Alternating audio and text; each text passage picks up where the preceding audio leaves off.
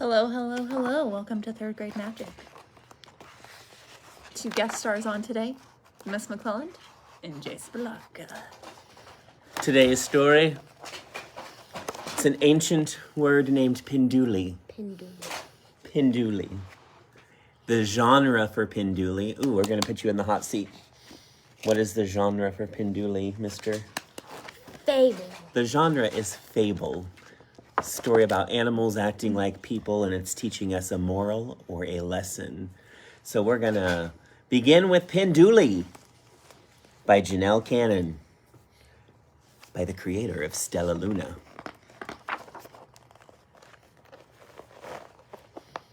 The sun was low in the East African sky. The animals had been sleeping all through the hot afternoon, and now they began to stir. Pinduli awoke before Mama Hyena, eager to explore. Don't go far, Mama yawned. We must hunt soon. There's been so little to eat lately that we need all night to find enough to fill our bellies. Pinduli promised to stay close and trotted away. Pinduli. As Pinduli passed the waterhole, she spied sleepy animals in the brush. She sniffed the air, which was rich with exquisite. Oh yeah, you do the vocab words. Which was rich with Exquisite. and mysterious smells. But something was not so exquisite or mysterious. It was the smell of dog. Pinduli's sharp ears picked up the soft pounding of pads on the dirt. She spotted a pack of wild dogs at play on a faraway ridge. And then they saw her. The leader dashed towards Pinduli. The others trailed behind and yelped, "Watch out, dog! It's a hyena!" "Just a shrimpy one," Dog scoffed, coming closer. "If I didn't have all that stripy fur, those ears would make me think it was a baby elephant." Oh, oops, there's a glare. "If it didn't have all that stripy fur, those ears would make me think it was a baby elephant."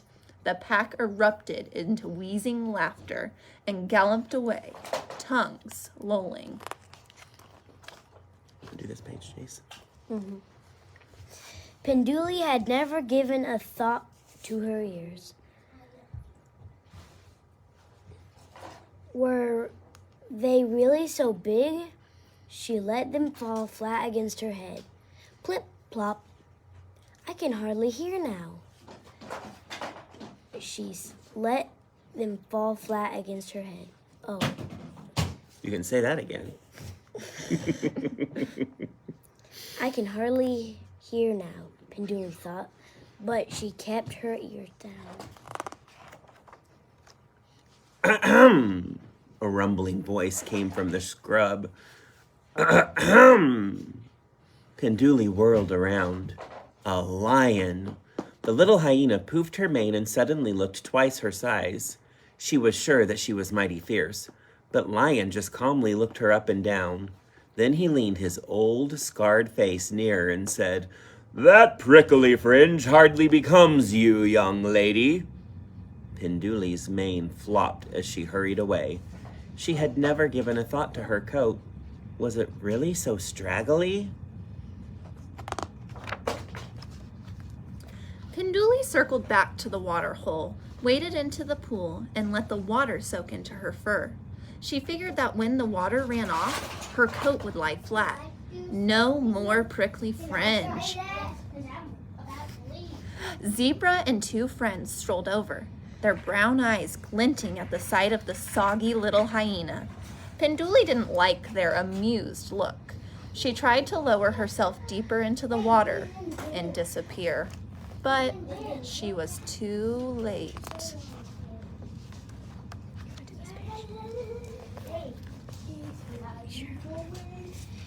If you're going to do stripes, please, please, please work on your symmetry and clarity. Good job. Good grooming, not soaking, will take some of that unpleasant haziness out of your patterns. whined Zebra. Then the three tossed their heads, dipped their lips into the water, and drank. Pinduli.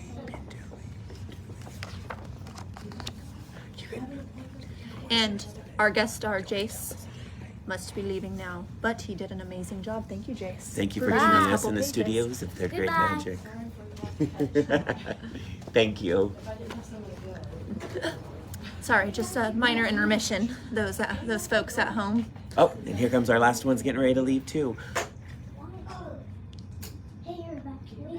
Do you know how to juggle? You want to juggle while I get these kids out of here? Oh, I Just can. kidding. I can do some Hello. juggling. Look who's here.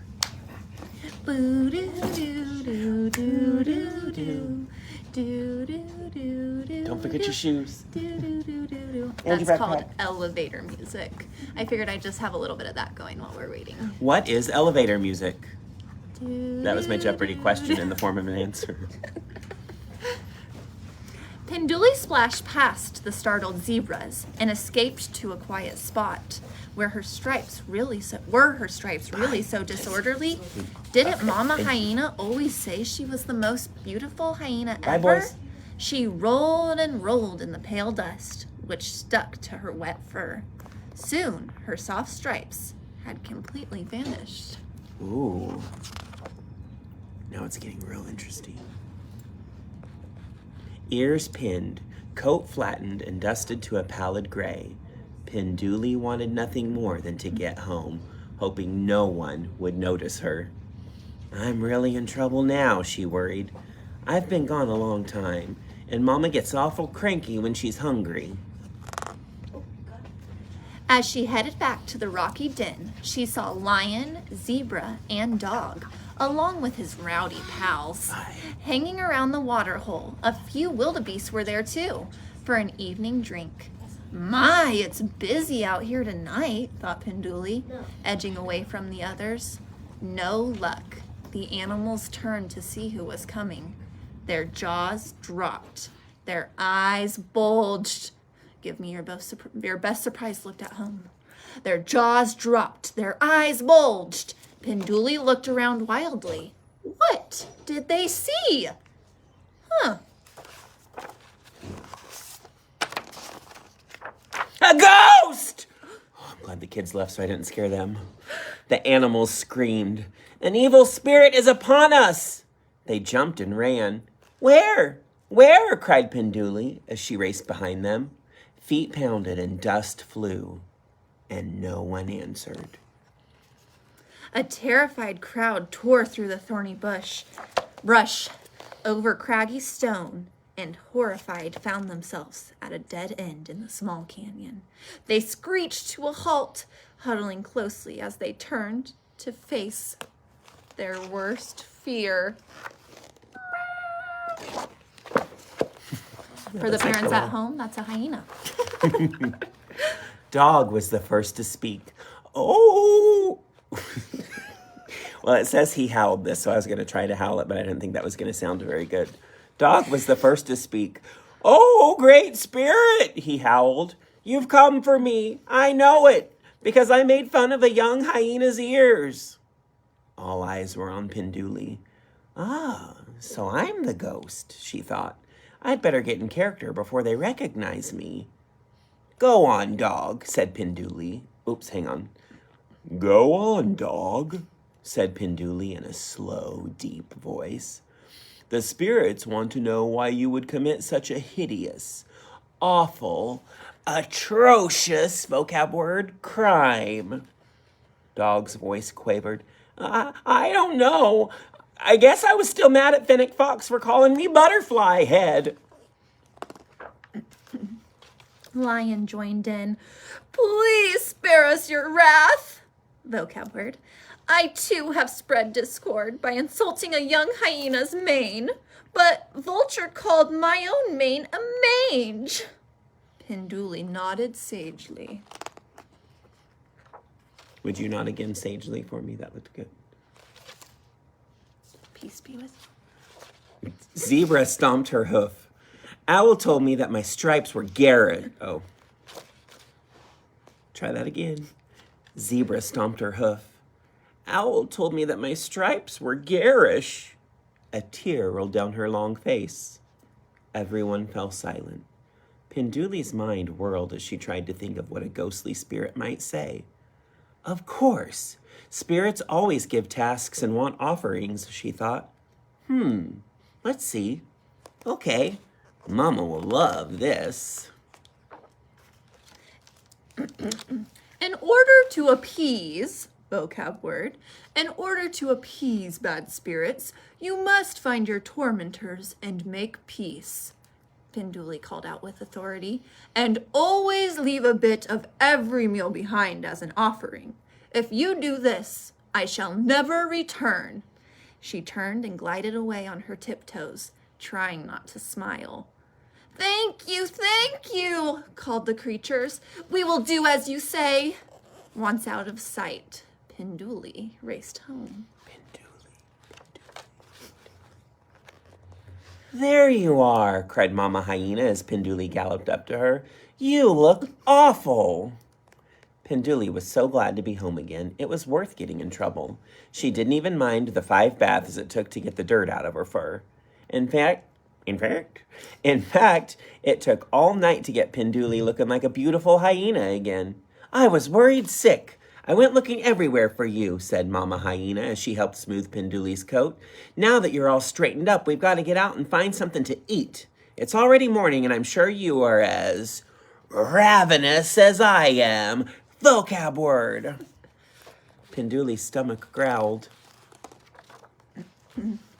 That very morning, Dog, Lion, and Zebra searched the wide savannah until they found Finnick Fox, Vulture, and Owl. We have come here on the order of the Great Spirit, Dog announced. We must find out why you were so rude to us. Finnick Fox spoke up. I guess I was having a bad day.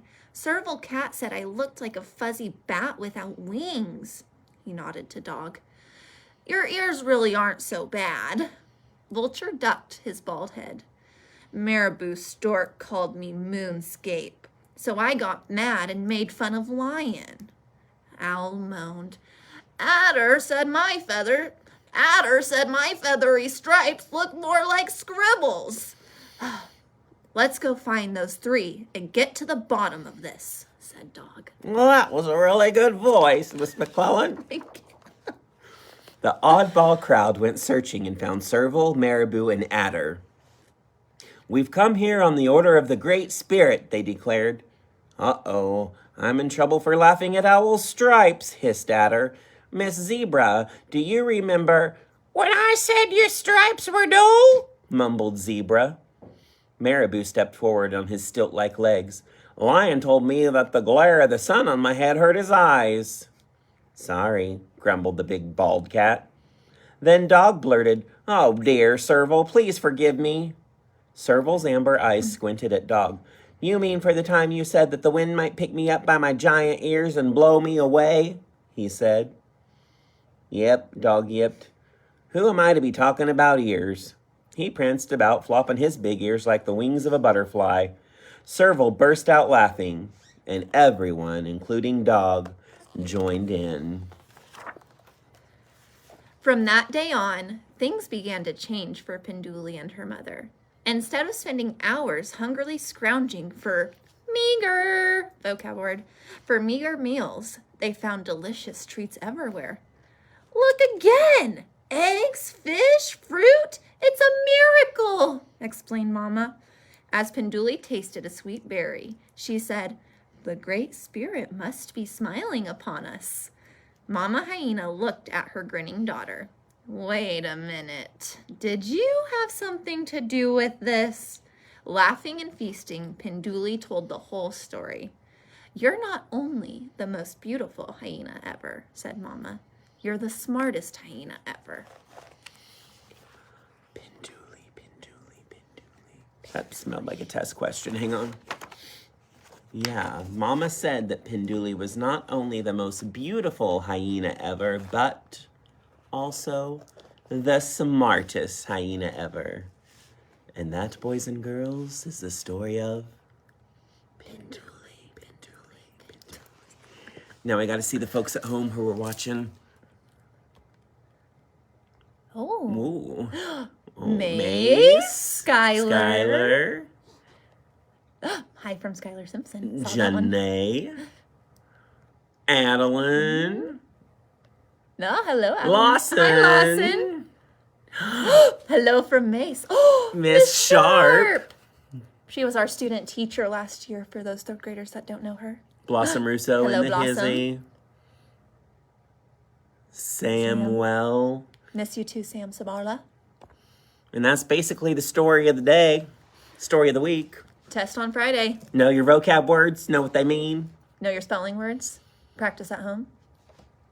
We're in this together, third grade magic. James Thomas Taylor, Jimmy Taylor. Casey McClelland. Mr. Taylor and I would stay on here all day, but the story is officially done. So feel free to log off or just stay here and we'll entertain you. Shout out Talon when you Yes. watch this. And everyone else. And all third graders. Hope. Everywhere, past, present, and future. This is now our third grade peace sign. We used to do this for Channel 3 when we would watch the news. Well, we wouldn't do it, but people that would do it on the news would wave Channel 3 Would you also touch them like our peace signs? to the TV. Where's the camera? All right, we gotta go here, folks. Pinduli, Pinduli, I didn't even get the whole camera. Pinduli, Pinduli, Pinduli.